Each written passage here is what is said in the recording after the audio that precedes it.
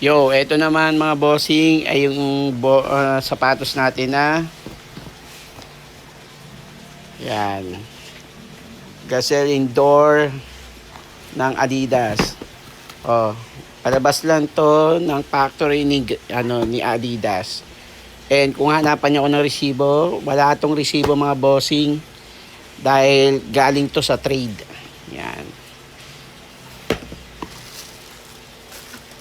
Kung sabihin ng original, yung original kasi nito mga bossing, nasa range ng 5 to 7K.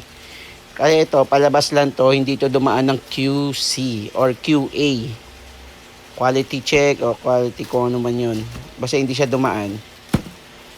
Ito yung pinakasapatos mga bossing. Yan. Mapansin nyo. O, parang nga talaga naman siya. Goods naman siya dito. Kung hindi rin naka-imbush yung ano niya eh. Pero tingnan nyo naman oh. Yan. Tapos ito yung pinaka-size niya mga bossing. Nandito yung pinaka-size niya. Ano lang natin. Yan. So ayan yung pinaka-ano niya. 9.5 or 9.5 yan mga bossing. UK. UK kasi nakalagay dito sa ating box. Kaya doon tayo magbe-base. Yan. Mapapansin nyo, UK yan mga bossing. Yan o, UK. Yung iba kasi tinitingnan pa sa ibang size eh. Pero syempre, ayun kasi yung size sa ibang bansa. Pero kasi kung magbe-base tayo talaga sa mismong box, eh doon tayo sa UK. 9.5 po yan mga bossing. Yan, ayun yung natin ha. If ever maganap kayo ng resibo ulit, wala pong resibo ito.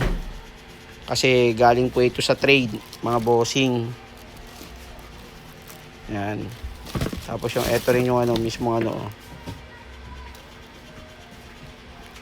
hindi naman siya eh. Ayan yung mismo Same lang din na ito. Nakaano rin yan. Medyo mahirap siya Yan. O, 9.5 din yung mga bossing ha.